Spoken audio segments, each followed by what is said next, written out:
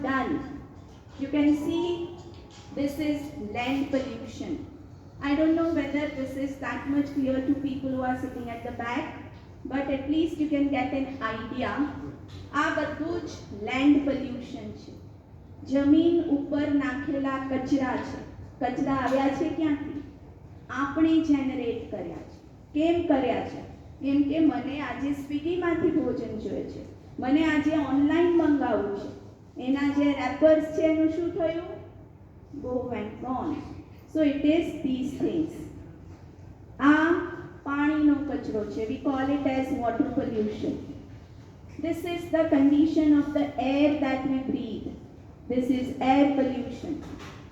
This is water scarcity. અહીંયા water scarcity છે, અહીંયા flood છે.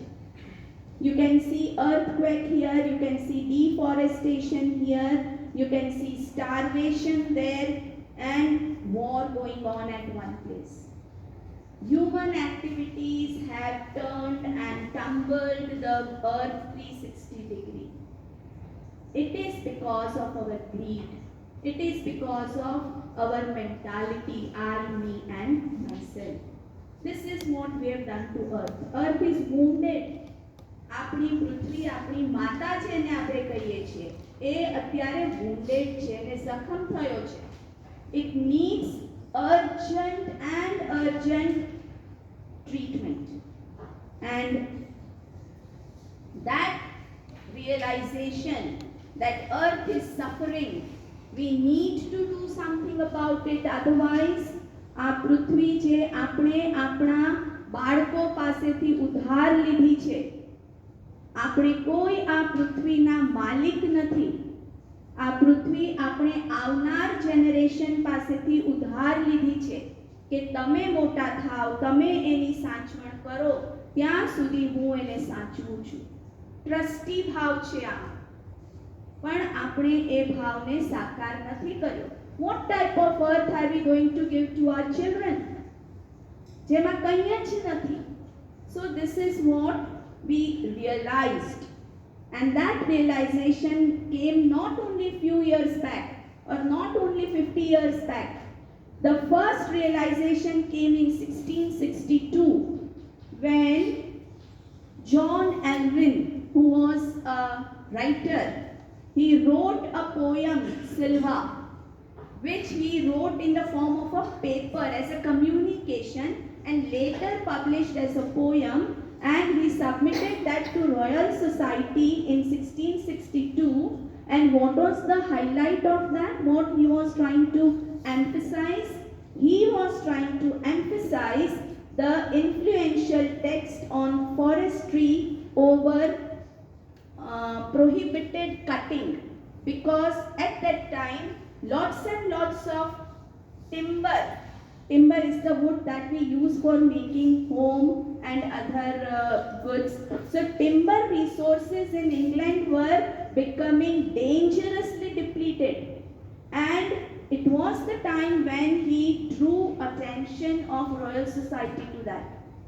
Then Evelyn advocated the importance of conserving the forest by managing the rate of depletion and ensuring that the cut down trees get replenished. He said that if you want a tree, no problem, cut it, but at least you have to plant a new tree. So that thought was there in 1662. Then other people also came into the picture. Concerns over peak depletion. It was in 1799, and it was because Navy was undergoing massive expansion during Napoleonic War. So that time also forests were cut.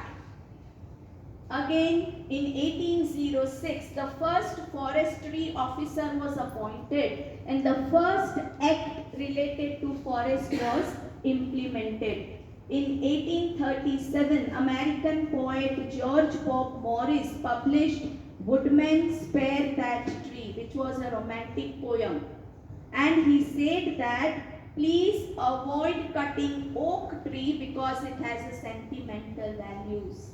આપણે પણ પીપળાના પાનની પૂજા કરીએ છીએ, વડની પૂજા કરીએ છીએ, because we have sentimental religion values attached to that.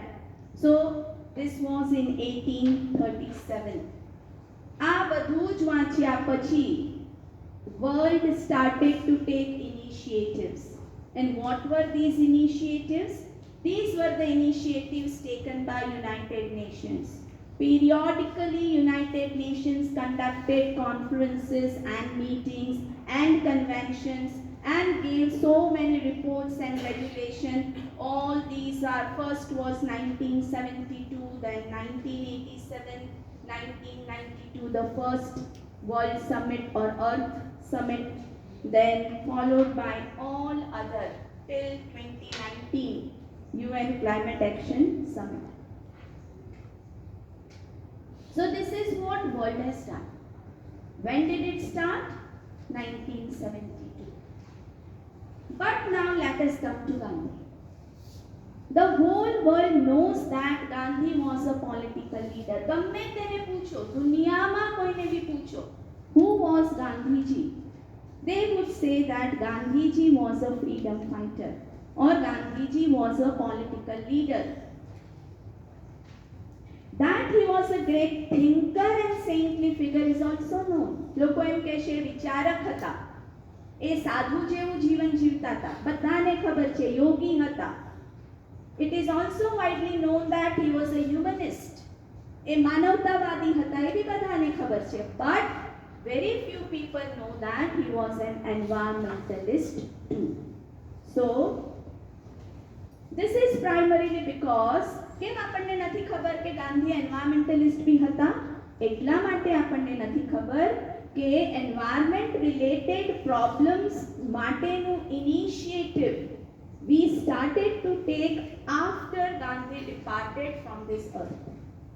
એમની હાજરીમાં આવા કોઈ ઇનિશિયેટિવ્સ નતા લેવાના અને એટલે આપણને ગાંધી એઝ એન એન્વાયરમેન્ટલિસ્ટ વિશે કંઈ જ ખબર નથી. The concern for environment has assumed importance only in the recent years. Nevertheless, there were people in the past too who would foresee the future and visualize the dangers inherent in the kind of development the nations chose. જ્યારે ઇન્ડસ્ટ્રીયલાઇઝેશન થયું, જ્યારે urbanisation થયું, જ્યારે globalisation થયું, એ વખતે પણ એવા લોકો હતા જેમને આ બધી મૂવમેન્ટના ડેન્જર્સ દેખાતા હતા. ફોરસી એ જોઈ શકતા હતા ભવિષ્યમાં કે જો આ બધી મૂવમેન્ટ અનરેસ્ટ્રિક્ટેડ રહી, આ બધી મૂવમેન્ટ અનપ્લાન્ડ રહી, then it would result into a havoc. So these people who could see in the future, they had given us the signals, and Gandhi was one of such persons who could see in the future and who had given us ample indicators that please stop. So the earth has enough resources for our need but not for our greed. One of the very, very important and very, very popular quote given by Mahatma Gandhi. એમણે એવું કીધું છે કે પ્રકૃતિ પાસે આપણી જરૂરતનું બધું જ છે, પણ આપણી લાલચ માટે. This most often quoted phrase by Gandhi depicts his concern for nature and environment. All the international conferences such as Stockholm Conference, which took place in 1972, the first UN initiative, or the Rio Earth Summit were convened much later than the concerns raised by Gandhi. ગાંધીએ આપણને જે red signals આપ્યા હતા એ બહુ પહેલાથી આપી રાખ્યા હતા. Even in India, the major movements to protect environment such as Chipko movement, I hope you all know about Chipko movement, led by Chandri Prasad Bhatt and Sundarlal Bahuguna, or the Narmada Bachao Andolan, recent, હમણાં 15 વર્ષ પહેલા, 15-20 વર્ષ પહેલા, by Baba Amte and Medha Patkar, they also derived inspiration from Gandhiji because it was non-violent. A non-violent mode ઉપરનું આ આખું જ એમનું ઓપોઝિશન હતું. The concern of Gandhi about the environment, urbanization and mechanization was evident in his speeches. ગાંધીએ જે કંઈ પણ લખ્યું, એમણે જે કંઈ પણ ક્યાંય બી બોલ્યું, એમના બધા જ થોટ્સમાં અર્બનાઇઝેશન, એન્વાયરમેન્ટ અને મિકેનાઇઝેશન વિશે વાત આવતી હતી. It is apt to note that he was the world's early environmentalist in vision and practice. It is a fact that environmental concerns were minimal in Gandhi's time. Gandhiji જે સમયમાં હતા એ વખતે એન્વાયરમેન્ટના concerns એટલા નહોતા, કેમ કે હજુ અર્બનાઇઝેશન શરૂ નહોતું થયું. જ્યાં થયું હતું ત્યાં પ્રોબ્લેમ શરૂ થઈ ગયા હતા. But if we look to India, અહીંયા અર્બનાઇઝેશન શરૂ નહોતું થયું, ઇન્ડસ્ટ્રીયલાઇઝેશન શરૂ નહોતું થયું, અને એટલે એન્વાયરમેન્ટ રિલેટેડ પ્રોબ્લેમ્સ આપણે એટલા બધા ફેસ નહોતા કરતા.